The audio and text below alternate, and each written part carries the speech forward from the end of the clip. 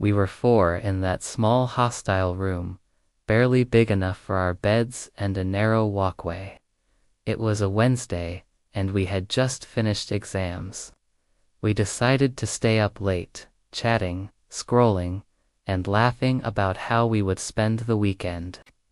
It was around 1:30 a.m. when the lights started flickering, but we ignored it, thinking it was the usual power issues. But something felt off. The hallway was dead quiet, which was unusual because even at night, you'd hear someone coming from the bathrooms or playing music down the corridor. Mark, the loudest among us, suddenly stopped talking mid-sentence, eyes fixed on the top corner of the room. "Did you see that?" he whispered. We turned, but there was nothing there. We laughed it off, saying he was just sleepy, but he didn't laugh back. His eyes were watery, and he was shaking. The lights flickered again, and the room temperature felt like it dropped. I pulled my blanket closer, and we all went silent for a while, each pretending to scroll on our phones, but none of us was truly looking. Then we heard a soft scratching sound coming from under one of the beds. Not a rat sounds lower, deliberate scratching, as if nails were dragging on the concrete floor. Nobody moved. We were all waiting for someone else to be brave enough to check. Then David, who was on the lower bunk, whispered, "Who's under my bed?" We all stared at him, and he looked back at us, realizing none of us was there. He bent down slowly, using his phone light. The scratching stopped, but his light fell on something we couldn't understand. He jumped back, hit his head on the upper bunk, and started crying silently, his hands shaking so badly he dropped his phone. We tried asking what he saw, but he just kept pointing, unable to speak. Then Mark stood up to check, but as soon as he bent down, the scratching sound moved to the wardrobe. We all turned, and the wardrobe door moved slightly, as if someone had pushed it from inside. There was no wind. The windows were locked. Then, slowly, the door opened, and we saw a hand thin, dark, with long, dirty nails pull back into the wardrobe. At that moment, none of us could breathe. Mark fell backward, hitting the metallic frame of the bed, and the noise echoed in the silent hostel. We waited, expecting someone to knock and check, but the hallway remained quiet, too quiet. We heard the scratching again, this time from inside the wardrobe, then it stopped. We didn't know what to do, but none of us dared to open it.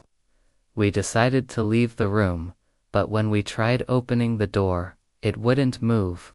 It was like someone was holding the handle from outside, pulling it shut. We pushed, we kicked, but nothing worked. Then, something strange happened. Kevin, who was the calmest of us, started laughing quietly. It wasn't normal laughter. It was a low, shaky giggle, like he was trying to hold it in but couldn't. We told him to stop, but he didn't.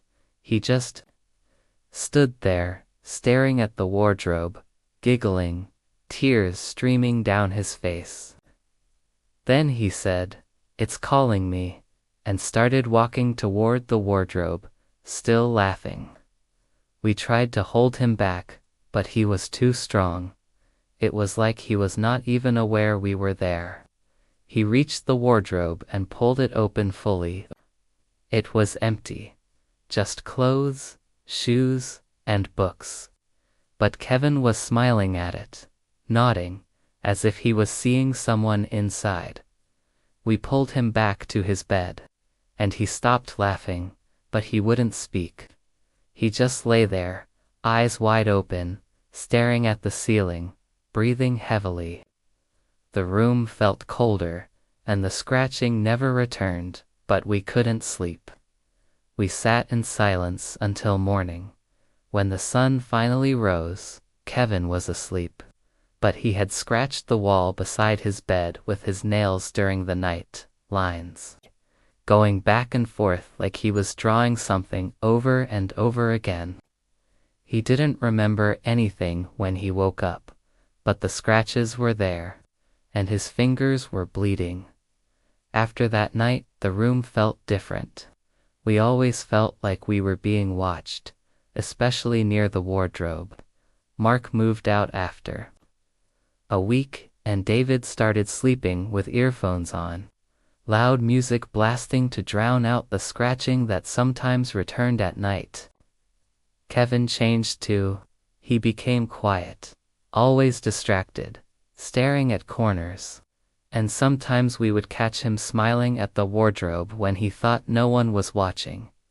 People in the hostel said it was stress from exams, or lack of sleep, but we know what we saw. Whatever was in that wardrobe, whatever was scratching under the bed, it was real. And it changed us. We still don't know what it was, or why it chose our room.